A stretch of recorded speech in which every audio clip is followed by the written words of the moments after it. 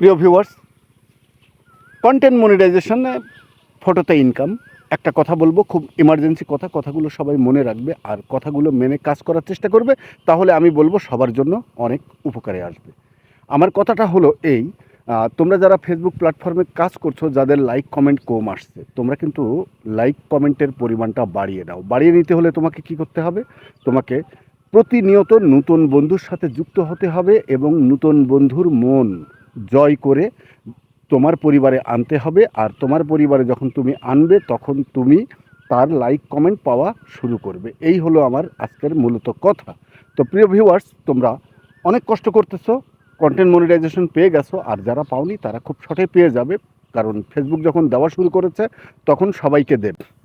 এখন কথা হলো, কন্টেন্ট মনিটাইজেশন তুমি যখন তোমার স্টোরি থেকে তুমি ইনকাম করবে, তোমার স্টোরিতেও ভালো কিছু দেওয়ার চেষ্টা করবে যেন সবাই লাইক করে, কারণ লাইকের উপরেই একমাত্র স্টোরি থেকে ইনকাম। আর তোমার রিলস ভিডিও বলো আর ভ্লগ ভিডিও বলো, সেগুলো থেকে বর্তমানে ইনকাম করা নতুনদের পক্ষে খুব কঠিন। তোমরা অন্যের পরিবারে যাও, অন্যের পরিবারে গিয়ে সুন্দর সুন্দর গঠনমূলক কমেন্ট করো। কমেন্টটা হতে হবে যেন মানে দৃষ্টিনন্দন, যেন সবাই আকৃষ্ট হয় তোমার কমেন্টটা পড়ে, আর সেখান থেকে তুমি তোমার নতুন বন্ধু তোমার পরিবারে আনতে পারবে। এটাই ছিল আমার মূলত কথা। কষ্ট করে যাও, কন্টেন্ট মনিটাইজেশন যখন পেয়েছো কষ্ট করে যাও, মিউজিক দিয়ে আবল তাবল ভিডিও ছেড়ে তোমার কন্টেন্ট মনিটাইজেশনটাকে তুমি দুর্বল করে ফেলো না, কারণ ফেসবুক মামা তোমার মনের ছোট্ট খাটো ভুলে কন্টেন্ট মনিটাইজেশনটা আবার উঠিয়ে নিয়ে যেতে পারে। বিকজ আমি তোমাদের সবাইকে একটা সতর্কমূলক পোস্ট দেওয়ার চেষ্টা করতেছি। তোমরা কোনো প্রকারেই মিউজিক ব্যবহার করো না, কারণ মিউজিকে কখনো ভালো কিছু আসে না। কারণ মিউজিকের একটা চরম একটা বিষয় আছে, সে বিষয়টা আমি তোমাদের সাথে এখন ছোট্ট পরিসরে উল্লেখ করব, কারণ ছোট্ট ভিডিওতে এত সুন্দর করে বোঝাতে গেলে 2-3 মিনিটের মধ্যে কথা বলে শেষ করা যাবে না।